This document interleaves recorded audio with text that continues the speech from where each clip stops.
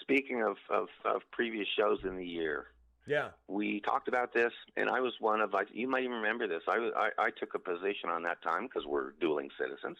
yeah. I took a position that I don't forgive any politicians, but I really sense with Trump during two kind of key things. One was the vaccine, Operation Warp Speed. Take out all the issues and morality and stuff out of it. It was the most incredible mobilization of the private sector ever seen in the history of the country, including World War II. They just take everything out of it. It was.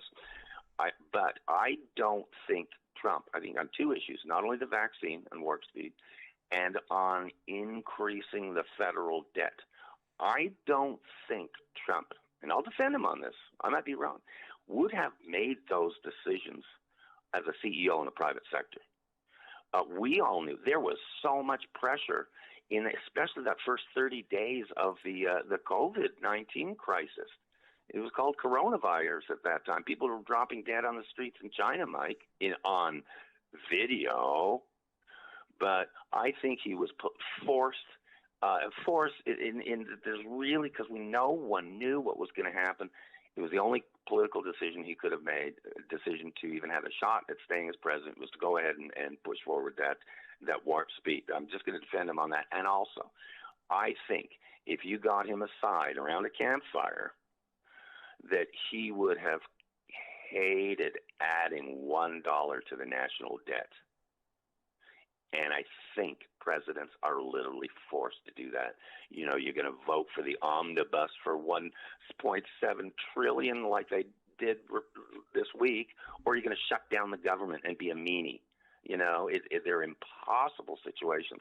And I do believe Trump, if he could have had private sector CEO flexibility, would not have done warp speed.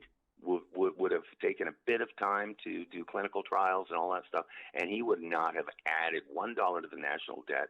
I think he would. Any dollar he added, he would make an instant cut on spending. And again, I'm theorizing him in the private sector. Well, I mean, let's give him this. Let's say that he figured he was going to have a second term, and that he would, keep the spending going, and then boost the economy and be able to throttle back on it. And but you know what I mean. That didn't happen, and like so many plans that people make, it just didn't happen.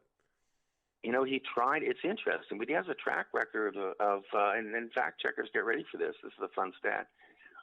He had made a goal when he came in, based on one of his campaign promises, that he was going to attempt to eliminate outdated federal regulations, right? The millions of federal regulations.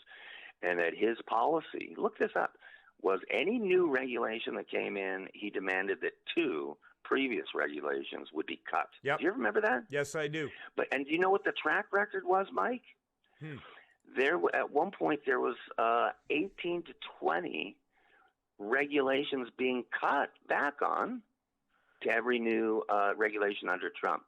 And I challenge fact checkers out there. So never mind 2 to 1. He was really aggressively, at least his policy was aggressively trying to eliminate silly, outdated regulation, like a good libertarian would want him to do. So there you go. There you go, Mike.